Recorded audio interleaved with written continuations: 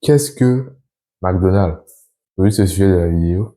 Et personnellement, je vais vous donner la source, d'où est-ce que ma source vient.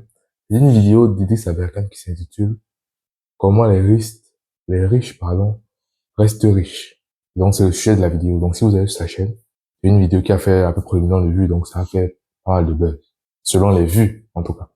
Et moi, c'est une vidéo que j'ai revue. Il y a peut-être 100 fois que j'ai revu la vidéo. J'ai revu la même vidéo peut-être 100 fois. J'ai revu la vidéo une première fois.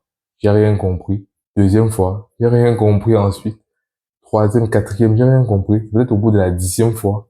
Et c'est en écrivant que ça m'est venu. Que j'ai commencé un peu à cerner certaines notions. Parce que la vidéo, bien sûr, à première vue, c'est très facile à comprendre. Mais, voilà, il faut un peu de subtilité pour vraiment comprendre tout le message, quoi. Après, le message est très simple, hein. Faut être riche, accéder des actifs, etc. Mais je voulais qu'on revienne sur ce qu'est McDonald's. Vous savez, il y a McDonald's, Starbucks, Quick. On peut penser, à première vue, c'est quoi? C'est des chaînes de restaurants. Donc, tout ce qu'ils vendent, c'est quoi? C'est des burgers, etc. Sauf que derrière, ce qu'on oublie, souvent, c'est que c'est des institutions qui, en vendant des burgers, et aussi bien en vendant des burgers, ont emmagasiné énormément de, déjà de cotes de popularité, de notoriété. Et surtout, parce que quand vous ouvrez une chaîne de restaurant, avant de faire de la restauration sur la chaîne dans le restaurant, c'est d'abord le mobilier, c'est d'abord le local. Le local, c'est l'immobilier. Et vous imaginez le nombre de biens immobiliers qu'ils ont. Mais c'est énorme. C'est un caractère immobilier, McDonald's. Ils sont partout. Même en Afrique maintenant.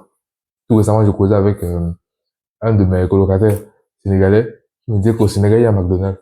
Mais je pourrais pas imaginer ça. Parce qu'aujourd'hui, maintenant, peut-être même en Côte d'Ivoire, il y a un McDonald's. Peut-être que dans d'autres pays anglophones, il y a un McDonald's. Ils sont partout. En Asie, en Chine, etc. Aux États-Unis, bien sûr. En Europe, bien sûr. Et ils font un carton. C'est-à-dire, ils ont réussi à faire ce qu'on appelle une franchise. Donc, à créer un produit qu'ils ont extrêmement codifié. C'est-à-dire, ils masquent bien la recette, que comment dire, les utilisateurs les clients aiment, et ils ont réussi à créer une clientèle fidélisée, si on peut le dire ainsi.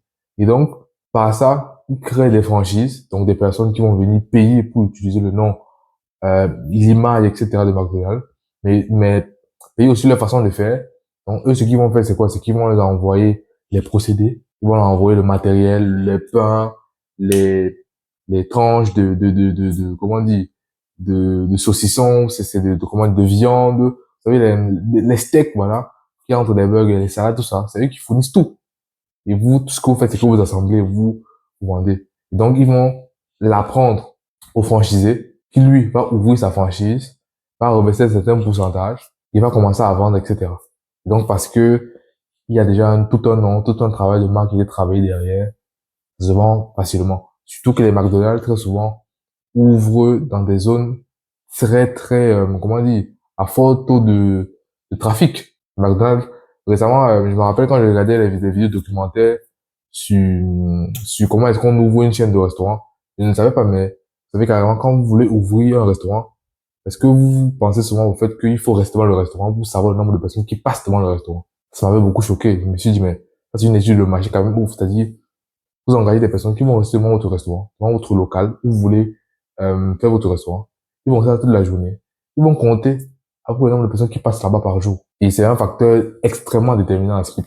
Et donc, pour continuer avec McDonald's, donc ils vont créer des franchisés comme ça. Et les franchisés, leur travail, c'est juste de payer le loyer. Un loyer fixe tous les mois.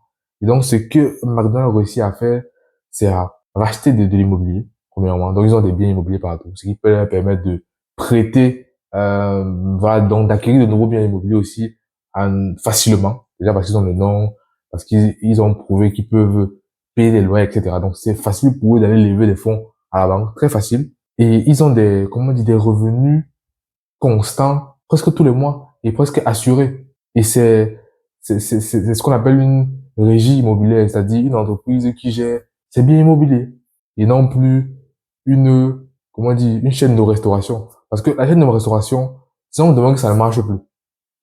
McDonald's, c'est-à-dire, le business va pas totalement s'effondrer. le business de la restauration peut s'effondrer, mais le business de l'immobilier va forcément s'effondrer. Pourquoi? Parce que c'est des emplacements qui sont très bien positionnés. Donc, ils peuvent juste louer pour que d'autres entreprises viennent squatter et payer le loyer, par exemple. Ça devient totalement notre business. Et bien sûr, ce n'est plus aussi rentable parce que les franchisés, ce qu'ils font très souvent, ils reversent une part du bénéfice, peut-être 20%, 30%, etc. Mais ça sera beaucoup moins rentable, mais le business sera toujours vivant. Et avant, j'avais pas compris ça des franchises. Je me disais, non, ils vendent juste les burgers, etc. et c'est fini. Non, c'est pas juste les burgers, pas du tout. Et encore une chose, c'est que quand un McDonald's ouvre quelque part, la valeur du prix, la valeur immobilière augmente. C'est-à-dire, disons que vous avez votre appartement et que demain, McDonald's vient ouvrir à côté de votre appartement.